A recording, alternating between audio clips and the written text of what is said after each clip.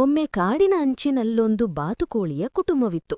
ಅಮ್ಮ ಬಾತುಕೋಳಿಗೆ 2 ಮರಿ ಬಾತುಕೋಳಿಗಳು. ಒಂದೊಂದು ದೊಡ್ಡದು, ಮತ್ತೊಂದು ಚಿಕ್ಕದು.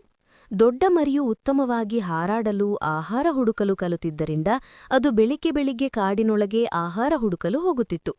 ಚಿಕ್ಕದು ಇನ್ನೂ ತುಂಬ ಪುಟ್ಟದು.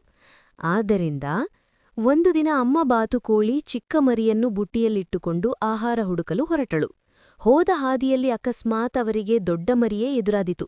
ದೊಡ್ಡ ಮರಿ ಈಗಾಗಲೇ ಹೊಸ ಕಾಗೆ ಸ್ನೇಹಿತನನ್ನು ಮಾಡಿಕೊಂಡಿತ್ತು.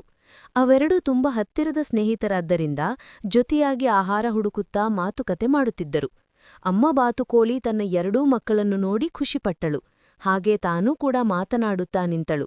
ಆದರೆ ಆತನಿಗೆ ಗೊತ್ತಿರದಂತೆ ಒಂದು ಗಿಡದ ಮೇಲಿನ ದೊಡ್ಡ ವೃಕ್ಷದ ಕೊಂಬೆಯ ಮೇಲೆ ಹಸಿದ ಹದ್ದು, ಈಗಲ್ ಎಲ್ಲವನ್ನೂ ಗುಪ್ತವಾಗಿ ನೋಡುತ್ತಿತ್ತು. ಅದು ಅವರು ಎಲ್ಲರೂ ಒಂದೇ ಜೊತೆ ಸೇರಿರುವುದನ್ನು ನೋಡಿ ತನ್ನೊಳಗೆ, ಇವತ್ತು ನನಗೆ ಉತ್ತಮ ಆಹಾರ ಸಿಕ್ಕಂತೆ ಎಂದು ಯೋಚಿಸಿತು. ಹದ್ದುಗೆ ತಕ್ಷಣ ಇಳಿದು ಬಂದು ಅಮ್ಮ ಬಾತುಕೋಳಿಗೆ ಎಚ್ಚರಿಕೆ ನೀಡಿತು. ಯಾರೇ ನನ್ನ ವ್ಯಾಪ್ತಿಗೆ ಬಂದರೂ ಅವರು ನನ್ನ ಆಹಾರವಾಗುತ್ತಾರೆ. ಅಮ್ಮ ಬಾತುಕೋಳಿ ಹೆದರಿದರೂ ತನ್ನ ಮಕ್ಕಳನ್ನು ರಕ್ಷಿಸುವ ಶಕ್ತಿ ತನ್ನಲ್ಲಿದೆ ಎಂಬ ವಿಶ್ವಾಸದಿಂದ ಧೈರ್ಯ ತೋರಿಸಿತು. ಅವಳು ತಕ್ಷಣ ಚಿಕ್ಕ ಮತ್ತು ದೊಡ್ಡ ಮರಿಯನ್ನು ನೋಡಿ, ಮಕ್ಕಳೇ, ನೀವು ತಕ್ಷಣ ಮನೆಗೆ ಹೋಗಿ, ಓಡೋಡಿ ಎಂದು ಹೇಳಿದಳು.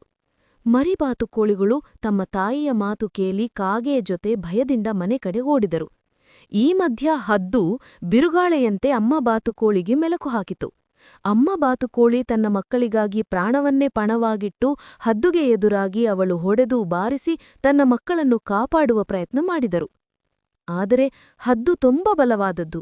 ದೀರ್ಘ ಹೋರಾಟದ ನಂತರ ಅಮ್ಮ ಬಾತುಕೋಳಿ ಹದ್ದುಗೆ ಬಲಿಯಾಗುತ್ತಾಳೆ. ಮನೆಗೆ ತಲುಪಿದ ಮರಿ ಬಾತುಕೋಳಿಗಳು ಅಮ್ಮ ಬಂದಿಲ್ಲವೆಂದು ಕಾಯುತ್ತಾ ಕಾಯುತ್ತಾ ಕುಳಿತುಕೊಳ್ಳುತ್ತವೆ. ಆದರೆ ಅಮ್ಮ ಹಿಂದಿರುಗುವುದಿಲ್ಲ. ಸ್ವಲ್ಪ ಹೊತ್ತಿನ ನಂತರ ಕಾಗೆ ಅವರಿಗೆ ಅಮ್ಮನ ಬಗ್ಗೆ ಸತ್ಯ ತಿಳಿಸುತ್ತದೆ. ಈ ಸುದ್ದಿ ಕೇಳಿದ ಮರಿ ಬಾತುಕೋಳಿಗಳು ಅತ್ತೆ ಅತ್ತೆ ದುಃಖದಲ್ಲೇ ಮುಳುಗಿ ಹೋಗುತ್ತವೆ. ಅಮ್ಮನನ್ನು ಕಳೆದುಕೊಂಡ ನೋವಿನಲ್ಲಿ ಅವು ಮೃದುವಾಗಿ ಕೂಗಿ ಅವಳ ನೆನಪು ಹಿಡಿದುಕೊಂಡು ಮನೆ ಮುಂದೆಯೇ ಹತ್ತುತ್ತಿರುತ್ತವೆ. ಅಮ್ಮ ಬಾತುಕೋಳಿ ತನ್ನ ಮಕ್ಕಳಿಗಾಗಿ ಪ್ರಾಣ ತ್ಯಾಗ ಮಾಡಿದ ವೀರೆಯಾಗಿತ್ತು.